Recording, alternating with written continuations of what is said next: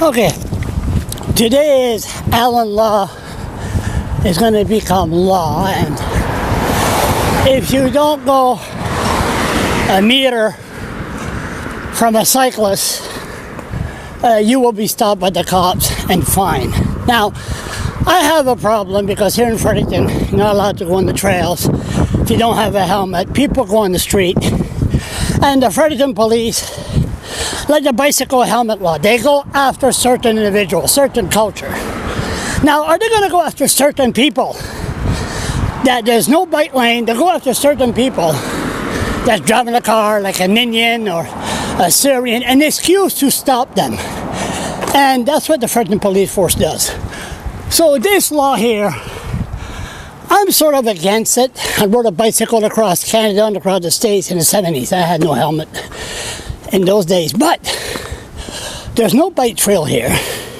How can you go in the middle of the street? There's so many unanswered questions with this law that I really don't know. I don't know how many people are here. Maybe they're all gone. Let's go have a look. I'll keep this camera on.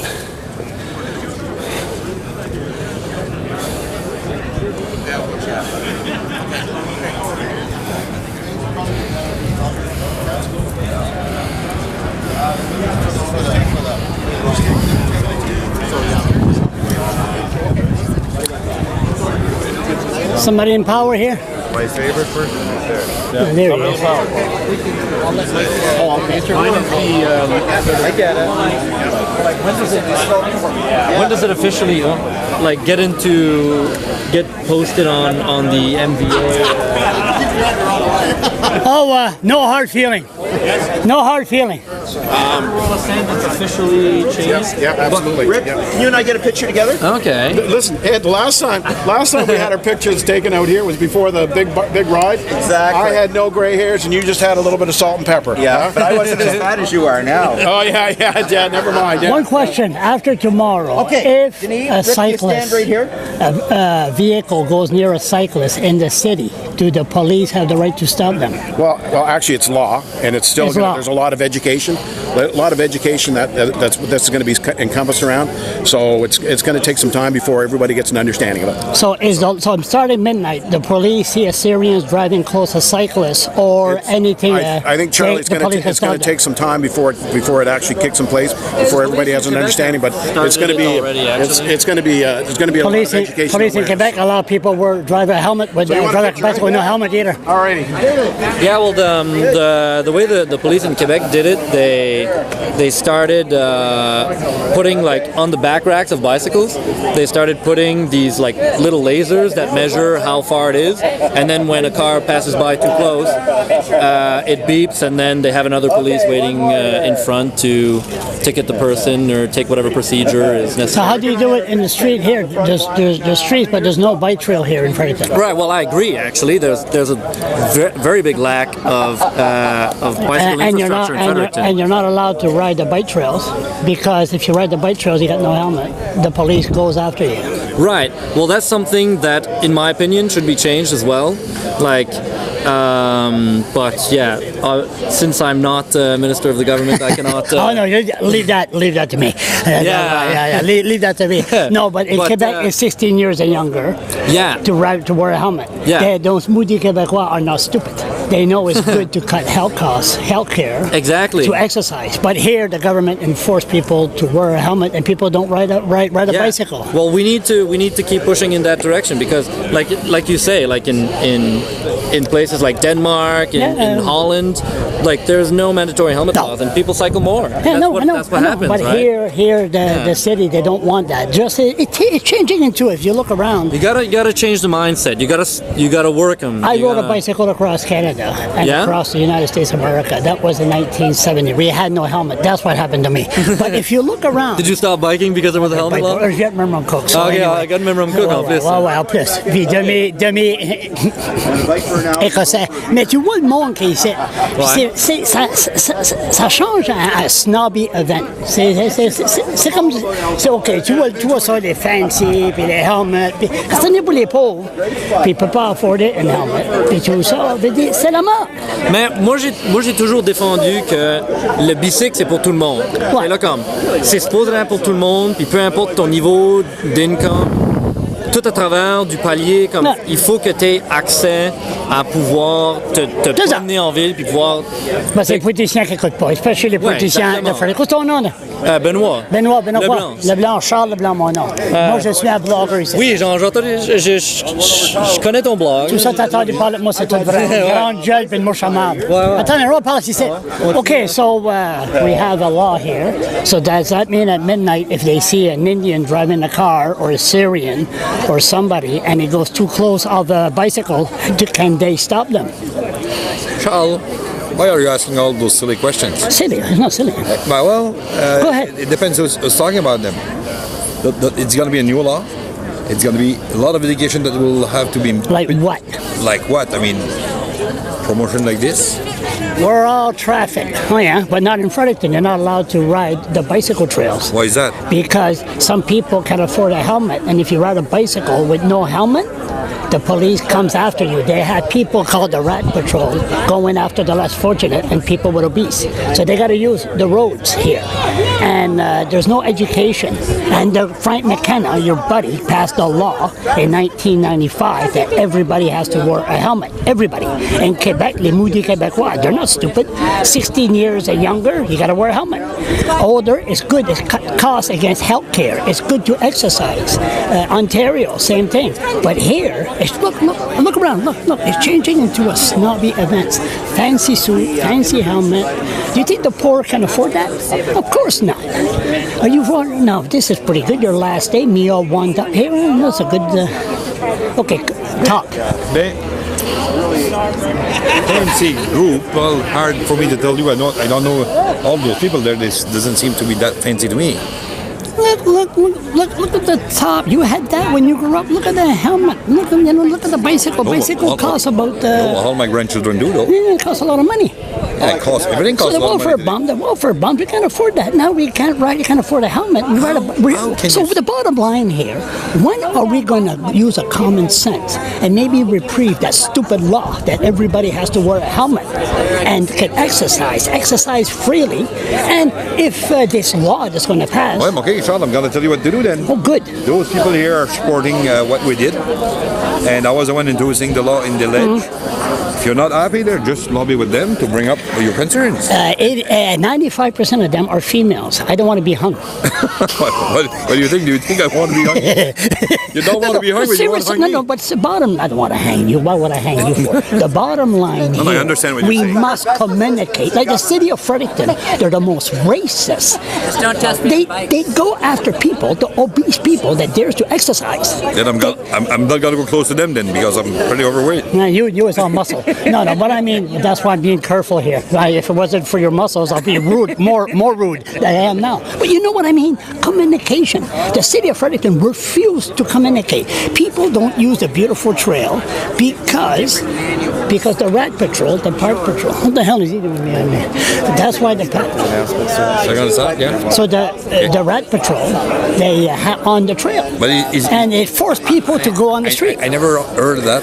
The Rat Patrol, they call it Park Patrol. I call them other names. Okay, I'm gonna leave. It's all right. I'm gonna leave you alone there. No, but the thing is, Charles, if you think this amendments that should be made, what we did, should go through those people and lobby them. How do you do it on the street?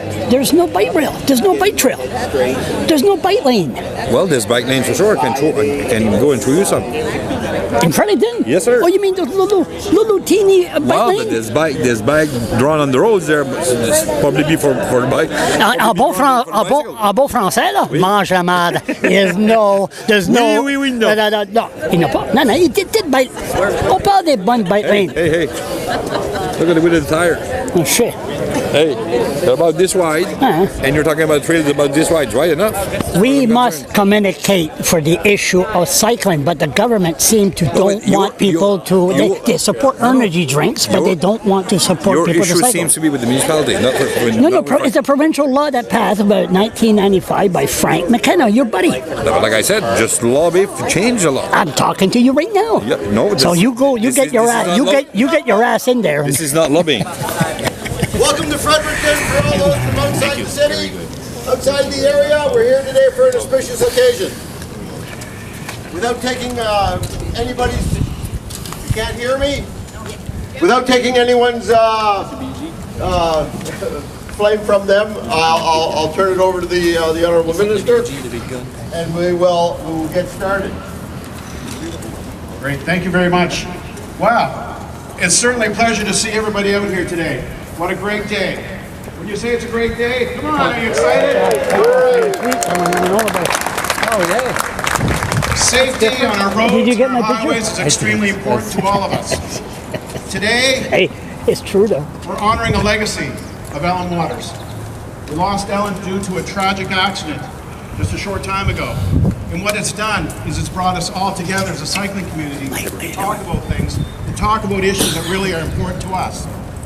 So today it's really pleasing to see that Ellen's Law will be law very shortly. Yeah, you could ride a bicycle in New Marlin. You don't need no bike lane there because there's no cars there, right? A lot of work. There's less and less now. Standing on each other's shoulders. So here you can't drive a car. No, together, there's no room, right? we all did it. Not only ourselves, progress, I guess. The police at midnight are going to take the first Indian that drives a car and goes close to a bicycle. They're going to raid them with the SWAT team. This has become law. You know what I mean? Pretty serious. Very serious. The Fredericton police are really a selective law. You know what they call it? We are all familiar with the Fredericton police? We're all traffic. So on that, Great day though, like that. Very good. I was talking to Wayne just a few moments ago, and the last time I got together was in St. John on the bike ride. The last time I was on a bike. So today's the next time, and guess what? Ellen's Law is in place. So on that, I'd like to invite the Premier of our province to come say a few words. I mentioned to you folks about together, how we all did this together. Got to tell you something, the Premier's been very solid behind this, together to work on this, and it's just amazing to have this support. The Premier Brian Gallant.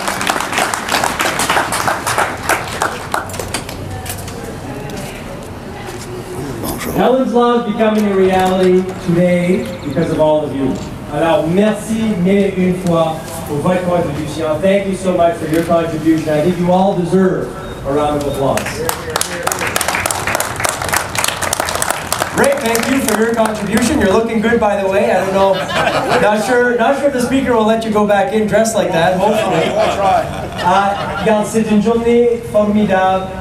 We appreciate what you've done. You've brought all parties, all MLAs together to support this important cause. This is not only going to ensure we keep cyclists safe, but it's also a way for us to promote wellness. And we all know how important that is for the future of our province and for the quality of life of families across our province. So I thank you for that.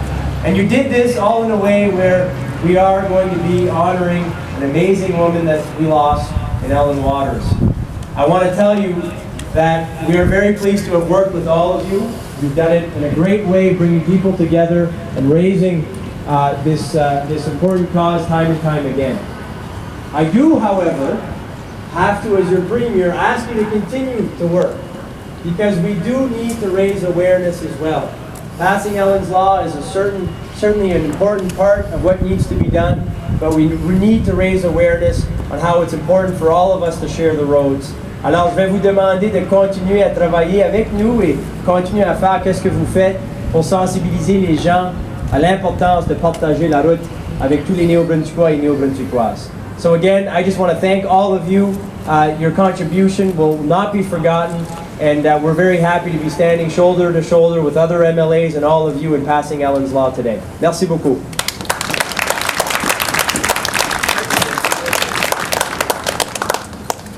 Wayne, you're going to come up and say a few words there? Or? Yeah, a few words. All right. Good morning. Not a practiced politician, so I have to read some. My name is Wayne Aerosmith. I'm the advocacy chair for Bellow NB. First, thank you to Stephen Marr and all you beautiful Fredericton folks on spokes and cyclists from around the province for coming out today. This legislation 5 months ago was on the tree, and I want to thank Government House Leader Rick Doucette, Should be good. Ed Doherty, Minister Dennis Landry, and Speaker Chris Collins. Without them, this would not have happened. And Premier Gallant, thank you so much. It means a lot to cyclists. I also want to thank the opposition, David Kuhn, all the members of the opposition parties, Trevor Holder in particular, and for seeing the necessity of passing this legislation. And it's a great thing.